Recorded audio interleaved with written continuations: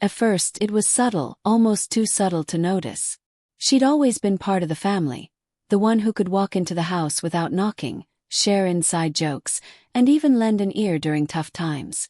But then something shifted. The warmth she'd taken for granted was replaced by a chilling distance. It started with little things, the kind you'd dismiss at first. A dinner invitation that never came. A group photo where she wasn't included. Conversations that used to light up the room now fell silent when she entered. Was she imagining it? Was this just her insecurities playing tricks on her? She told herself not to overthink, but the uneasy feeling in her chest wouldn't go away. Then came the birth of their biological child. At first, she was thrilled for them. A new baby meant joy, celebration, and even more love to share. Or so she thought. The baby became the center of attention, and rightfully so. But with every passing day, she felt herself slipping further and further into the shadows. Family gatherings, once filled with laughter and connection, now felt different. She'd sit there, watching everyone fawn over the baby, feeling like an outsider in a home she used to feel safe in. The conversations shifted entirely. Isn't she adorable? She looks just like her dad. Her first steps are going to be magical. Of course she was happy for them. How could she not be? But somewhere beneath the joy, a gnawing question began to form. Do I still belong here? Her place in the family, once so secure, now felt fragile, like a thread stretched too thin, threatening to snap. The people she loved, the ones who'd once gone out of their way to make her feel included, now seemed indifferent. And worst of all, she couldn't pinpoint a single moment when things changed. It was like watching a slow-motion fade out of everything she'd held dear. The hardest part was not knowing what she'd done wrong, or if she'd done anything at all. The family never said anything directly, but their actions spoke volumes. Suddenly, she wasn't invited to movie nights or family dinners. Holiday plans were made without her, and when she found out about them later, the excuses came rolling in. Oh, we just assumed you'd be busy. We didn't think you'd want to come. Each excuse felt like a dagger. She wanted to scream, I'm not busy, and I do want to come. But instead she smiled, nodded, and told herself it didn't matter. Yet deep down, it mattered more than she could admit, even to herself. Her emotions were all over the place.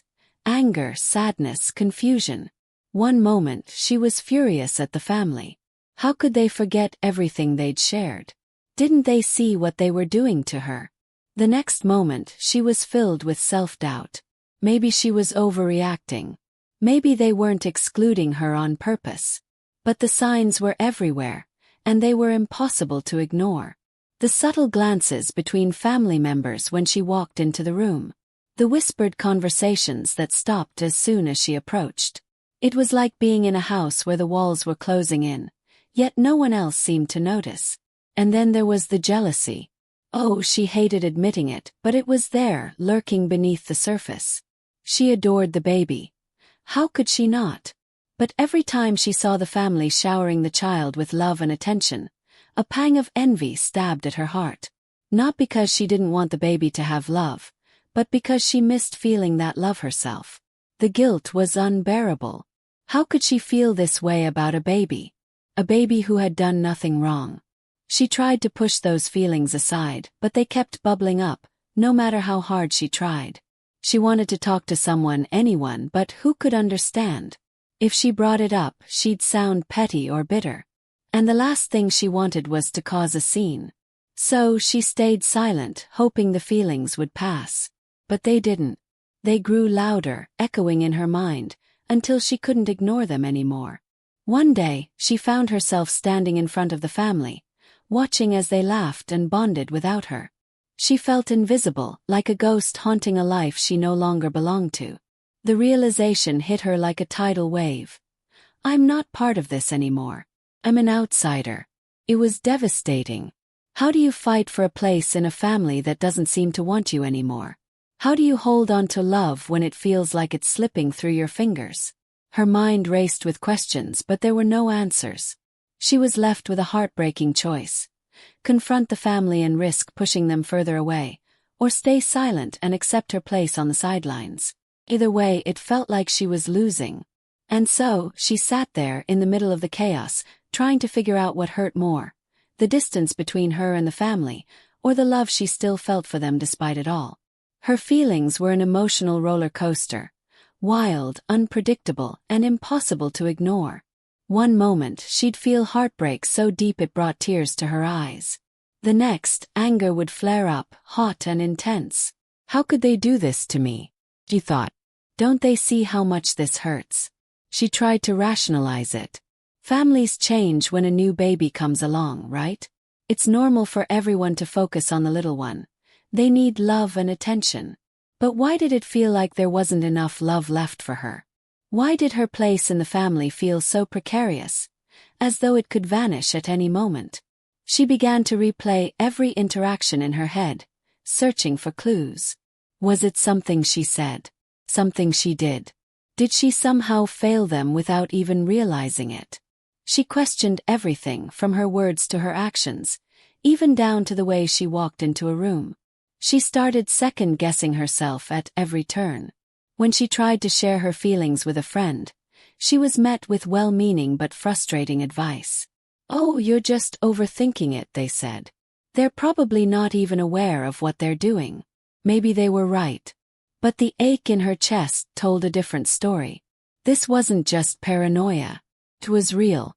She felt it every time she saw the family huddled together without her, laughing at jokes she wasn't in on, making plans she wasn't part of.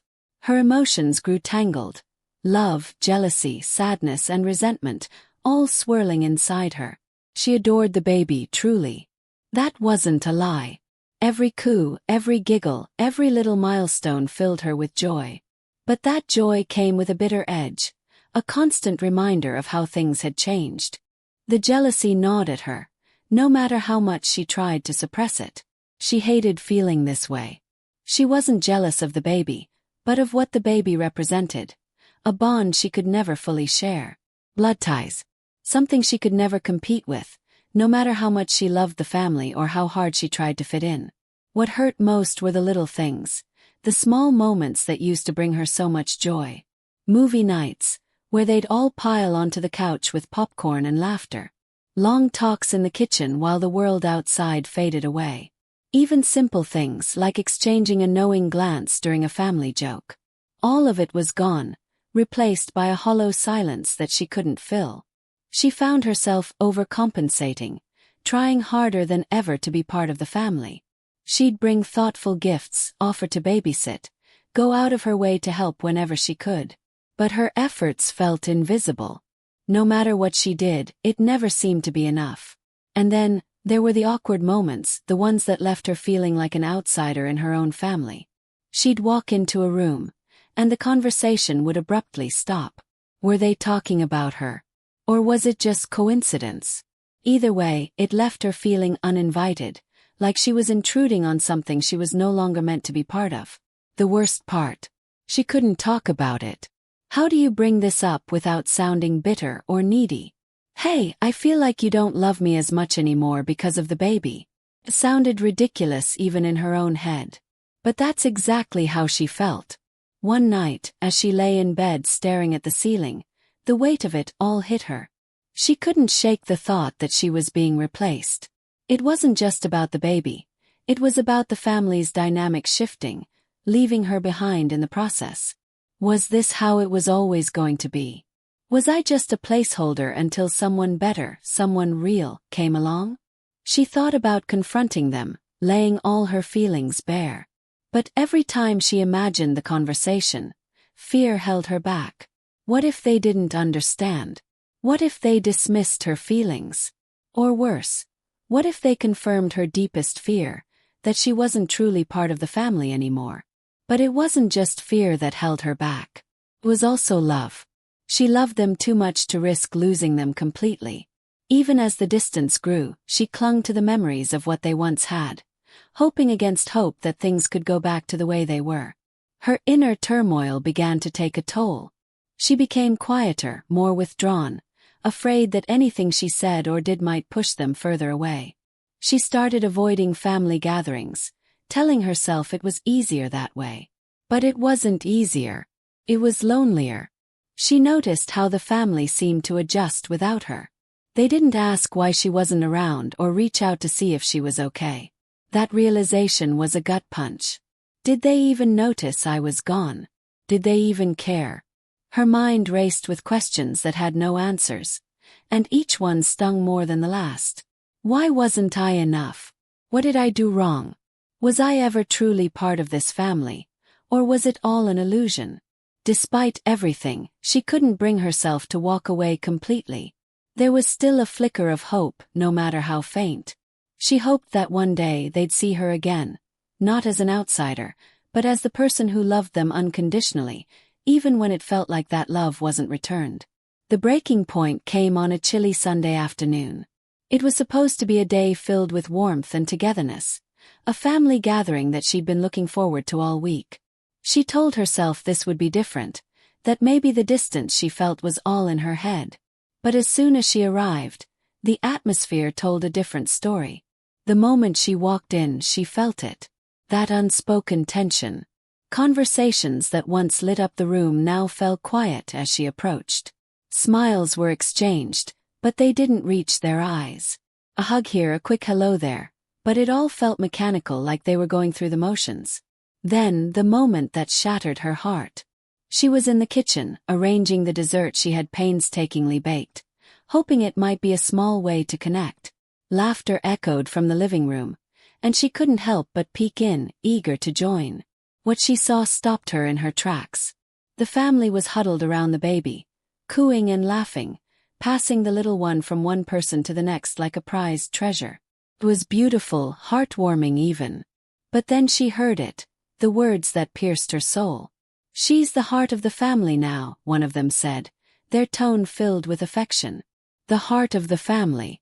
She froze, the plate in her hands trembling.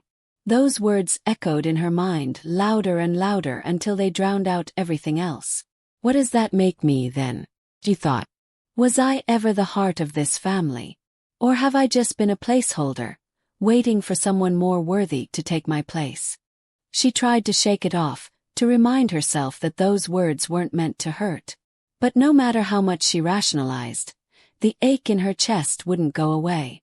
She wanted to scream, to cry, to ask them if they even realized what they were doing to her. But instead she stayed silent, swallowing her pain like a bitter pill. As the evening went on, the distance grew even more apparent. She wasn't included in the inside jokes, the playful teasing, the moments of connection that once came so naturally. When she tried to join the conversation, her words felt like they landed in an empty room.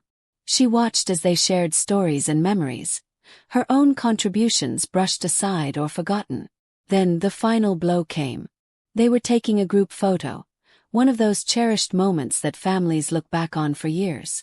She was about to step in, smiling as she always did, when someone said, "Oh, let's just get one with the core family first." Core family. She stood there, frozen, as they gathered together, arms wrapped around each other, the baby nestled in the center. She forced a smile, telling herself it was no big deal, that she'd be in the next one. But the sting of those words was unbearable. Core family. The words felt like a slap in the face, a stark reminder of the invisible line that had been drawn, a line she could never cross. The picture was taken, the moment immortalized, and she felt like a ghost standing on the sidelines. When it was finally her turn to join, the energy had shifted. The smiles were less genuine, the poses half-hearted. It felt like an afterthought, a box to check off. That night, as she drove home, tears streamed down her face. She couldn't hold it in any longer. All the emotions she had tried so hard to suppress came flooding out. The hurt, the anger, the confusion, it all poured out in heavy sobs. "Why?" she whispered to herself, gripping the steering wheel. "Why does it feel like I don't belong anymore? What did I do wrong?" She replayed the day in her mind, analyzing every word, every glance, every moment. She thought about the laughter she wasn't part of, the conversations she wasn't included in, the picture that so clearly defined who was in and who was out. The realization hit her like a tidal wave. This wasn't just about the baby. It wasn't about one moment or one day. It was about the subtle shifts that had been happening for months, the small but constant reminders that she wasn't truly part of the family anymore. Her chest tightened as she thought about the future. Would it always be like this? Would she always be the outsider, the one standing on the edges, watching but never fully included? The thought was almost too much to bear. For the first time, she allowed herself to consider the possibility that this might never change. That no matter how much she loved them, no matter how hard she tried, she might never feel like she truly belonged again. It was a devastating thought, one that left her feeling hollow and defeated. But amid the heartbreak, a small voice inside her whispered a question she couldn't ignore. What about me? What about my happiness? That question lingered in her mind, even as the tears continued to fall. It was a question she didn't have the answer to yet, but it was one she knew she couldn't ignore any longer. In the end, her story isn't just about family. It's about the fragile, unspoken ties that hold us together. It's about love, belonging, and the pain of feeling like you've lost your place. Her journey teaches us that family isn't always about blood. It's about connection, respect, and mutual care. The realization that she may never regain her footing in the family she cherished was heartbreaking. But it also opened her eyes to the importance of valuing herself. How often do we stay silent, hoping things will change? Her story asks us, when is it time to stand up and rewrite our narrative?